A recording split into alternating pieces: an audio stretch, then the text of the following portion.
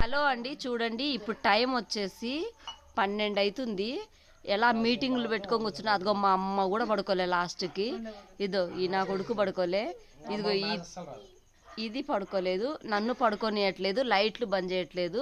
ఈ టైం వరకు ఎవరన్నా పడుకుంటారా? పొద్దున ఇంకా గాడిదలక 11 వరకు లేయకుండా పడుకుని ఉంటారు బయట, కసురు గిసులు ఏం కొట్టకుండా. చూడండి ఎట్లా మేల్కొని ఉన్నారు. నిన్న అమ్మ చూసింది అనుకో, పాత చీపురుతో కొడుతుంది నిన్ను మటుకు. ఓకేనా?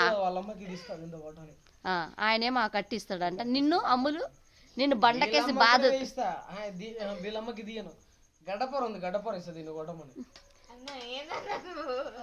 బండకేసి బాధుతుంది పొద్దున.